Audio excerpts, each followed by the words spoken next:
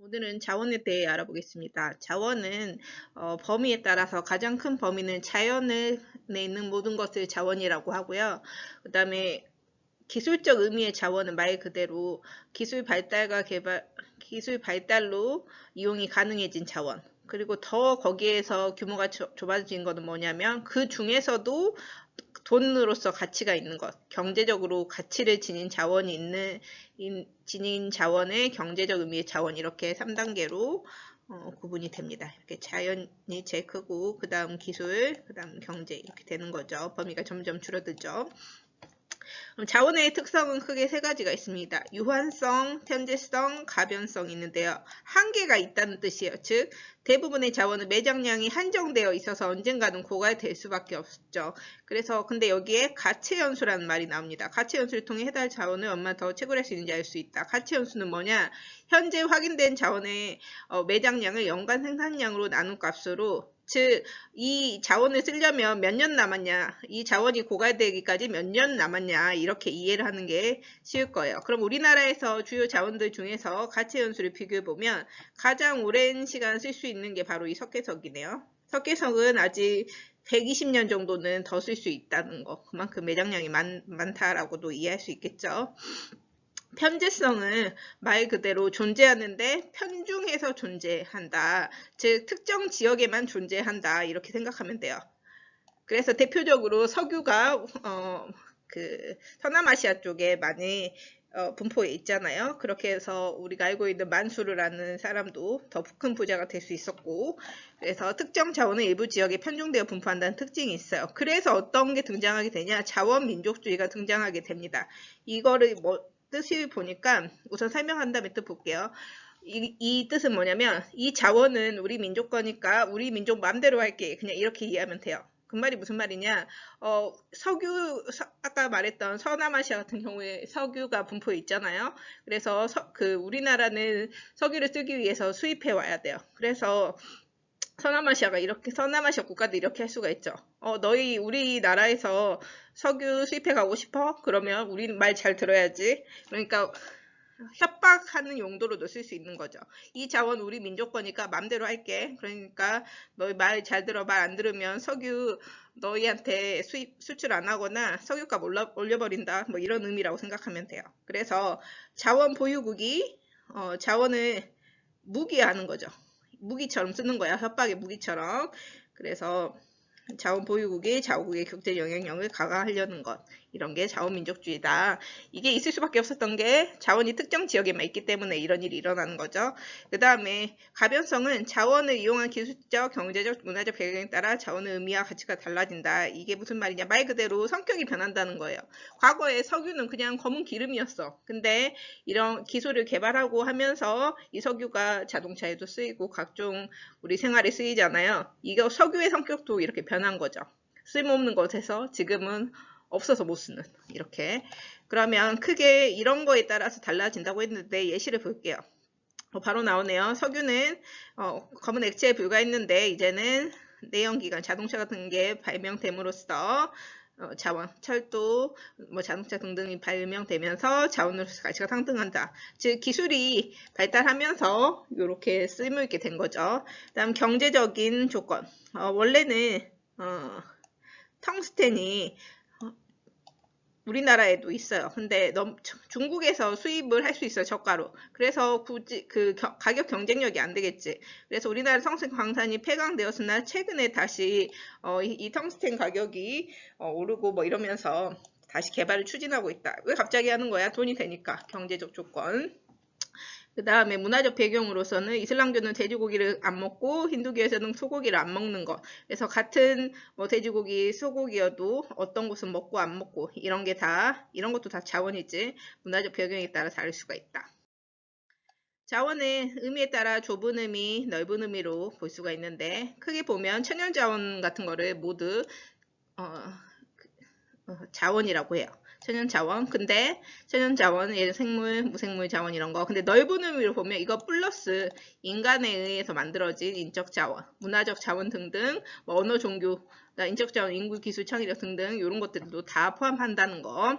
그 다음에 재생 가능성에 따라서 분류할 수가 있는데 말 그대로 무한대로 재생 가능한 거, 우리가 많이 배웠던 신재생 에너지 이런 거, 고갈 가능성이 높은 거, 화석 연료, 석유, 석탄, 천연가스 이런 게 화석 연료입니다.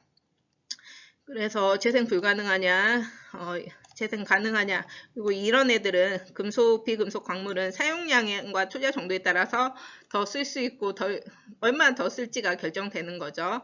그래서 재활용하면 더 오래 쓸 수 있는 거고 덜 쓰면 또 오래 쓸 수 있는 거. 그래서 대표적인 이런 구리, 철광석 등이 해당이 됩니다. 우리나라 광물 자원의 특성에 대해서 배우겠습니다. 우리나라 대부분 남북한 중에서 북한에 광물 자원이 분포하는 편입니다.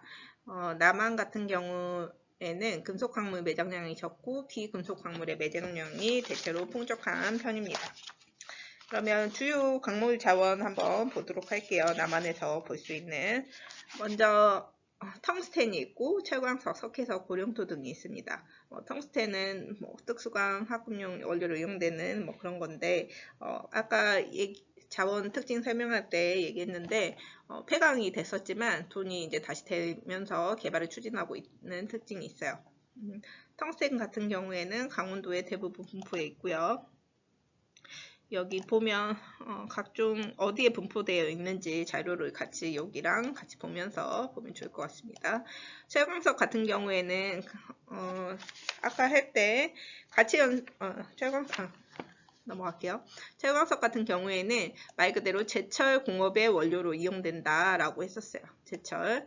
그 다음에 북한에 대부분 매장되어 있지만 북한에서 매장돼 있고 남한에서는 대부분 수입을 한다. 정말 아까 주요 자원의 가치 연수 보면 철광석이 되게 조금 가치 연수가 날짜가 적어요. 그만큼 많지 않다. 우리 남한에는 그렇게 이해하면 되고요. 호주, 브라질에서 많이 수입해 오는 편입니다. 석회석 같은 경우에는 그래서 철광석 위치도 한번 보고 강원도에 역시 철광석은 여기 보면 100% 강원도에밖에 없다는 특징이 있네요. 그 다음에 석회석은 강원도 충북 쪽에 분포하는 편이고 가치 연수가 상당히 100년이 넘었던 거 기억할 거예요. 석회석은 시멘트의 원료가 석회석입니다. 역시 그리고 제철 공업의 첨가물로도 이용되고요. 석회석은 고생대 조선 노충군에 분포한다는 특징이 있고 아까 가치 연수가 긴 특징이 있죠. 석회석도 위치 한번 파악을 해보고 그 다음에 고령토는 말 그대로 흙, 그래서 도자기 같은 거를 만들고요. 대화벽돌 화장품의 원료로 이용되기도 합니다. 그래서 이렇게 분포 있는데 여기 지도상으로 한번 보면 이해가 될 것 같습니다. 그래서 이걸로도 생산량 비율로도 볼 수가 있는데요. 강원도에서 전량 생산을 하면 철광석이구나 라고 생각하면 되고요. 석회석은 강원도, 충북 이렇게 주로 분포하고 고령토는 여러 곳이 있는데 경북, 강원, 경남, 전남 이런 지역에 주로 분포한다는 것을 알 수 있습니다. 에너지 자원의 분포를 볼게요. 에너지 자원은 과거에는 석탄, 그 다음에 우리가 석탄 하면은 그냥 떠오르는 이미지가 연탄 있죠. 그게 바로 좀 이따 배울 무연탄이라는 건데 석탄, 그 다음에 나무 떼다가 신탄 이런 것을 했었어요. 숲 피우고. 근데 이제는 1970년대 이후에 석유 중심으로 우리가 에너지를 많이 쓰고 있죠. 그리고 1990년대 이후에는 천연가스 소비 비율이 높아졌다는 게 큰 특징이고 신재생 에너지 개발도 활발해졌습니다. 그럼 먼저 석탄, 석유, 천연가스 이런 주요 에너지 자원에 대해서 보면 석탄은 크게 세 가지 정도가 있어요. 무연탄이라는 애가 있고 역청탄, 갈탄이 있는데 무연탄이 바로 우리가 알고 있는 연탄 있죠. 지금은 거의 연탄 떼는 곳이 없긴 한데 그 연탄이 무연탄이라고 생각하면 됩니다. 요거는 고생대, 우리 무연탄 예전에 배웠죠. 지질 구조 배우면서 고생대 평안노충군에 주로 분포했고요.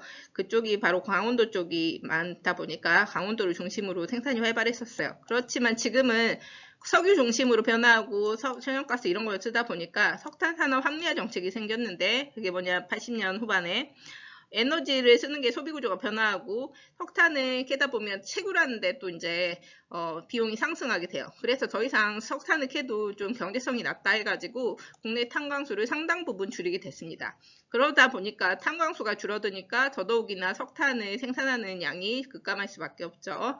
그리고 염청탄은 제철공업, 그 다음에 화력발전 연료로 이용되고요. 대부분 수입에 의존한다라고 생각하면 됩니다. 가이탄도 우리가 신생대 그 지지구조 배울 때 잠깐 언급한 적이 있는데 신생대 지층에 분포하고요. 이런 석탄 액화 공업에 이용된다. 말 그대로 석탄을 뭐 이런 휘발유및 경유 등 액체로 변환하는 공업이다 생각하면 됩니다. 석유는 석유화학공단 들어봤을 거예요. 뭐 여수에도 있고 울산에도 뭐 있고 그렇습니다. 화학공업 원료 및 수송, 우리가 자동차 생각하면 되죠. 전량 수입입니다. 그 다음 천연가스는 가정용으로도 쓰이고 수송, 세종시에도 천연가스로 다니는 그 버스들도 다니고 있어요. 그 다음에 발전용으로도 증가 추세고요. 이름에서 천연 들어가면 뭔가 깨끗한 느낌이 들지 않아요? 그래서 다른 화석 에너지, 석탄, 석유 이런 화석 에너지보다 연소화했을 때 대기오염 물질 배출량이 적다는 특징이 있습니다. 화석이라는 것은 왜 화석 에너지라고 하냐? 다 땅에 묻혀 있었잖아요. 우리가 땅에 묻혀서 캐면 우리가 이거 화석 발견했다 뭐 이렇잖아요. 그래서 땅 속에 오랫동안 묻혀 있던 이런 에너지들을 화석 에너지라고 합니다. 석탄, 석유, 천연가스가 대표적이에요. 그러면 우리나라 1차 에너지를 공급하는 구성비는 어떻게 되냐? 과거에는 더 많긴 했지만 지금도 석유가 1위네요. 2021년 기준으로. 그 다음 2위는 석탄을 많이 쓰고 있고요. 그 다음 3위는 천연가스. 그 다음이 원자력. 그 다음에 수력. 이렇게 쓰고 있습니다. 어느 정도 변화를 한번 보면 되고 최근 것만 보더라도 괜찮을 것 같아요.